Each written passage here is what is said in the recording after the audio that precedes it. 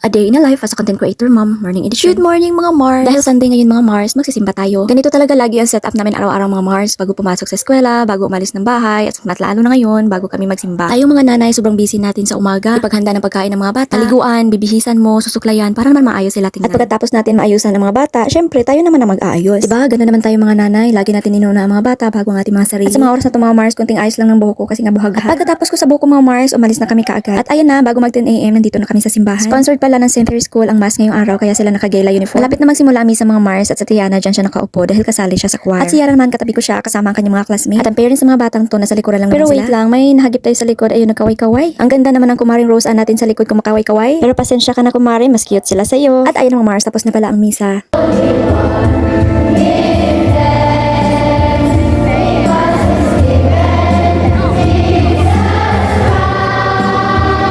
After, hindi talaga mawala ang pictorial. Ganun talaga ang mga nanay. Almost 12 noon na pala natapos ang misa, mga Mars, kaya dumaan na lang kami dito sa Sindos para bumili ng manok. A-attend pa kasi kami ng PJST meeting mamayang 1:30 sa school ng mga bata. Kaya uuwi kami para magbihis at makakain. For today's afternoon, another ganap na naman tayo, mga Mars. May PJST meeting ang mga bata sa school, syempre a-attend tayo. At sa mga oras na to, nagmamadali na kami kasi 1 PM na at parang uulan. At syempre, dahil tapos na ayusan ng mga bata, tayo naman na mag-ayos konti ng buhok, maglilip tint konti. On our way to school, buti hindi pa umulan, mga Mars, at ayan, magpipirma muna kami ng attendance. At sakto naman, napapasok na tayo sa venue kung saan ang meeting. Nagsipatakan na ang ulan, mga Mars. Second, PJST meeting na pala namin to, mga Mars. Nagpatawag ng meeting, mga Mars, dahil sunod-sunod ang activities ng mga bata at syempre may mga contributions din yan. At ayan na, nag-start na ang meeting.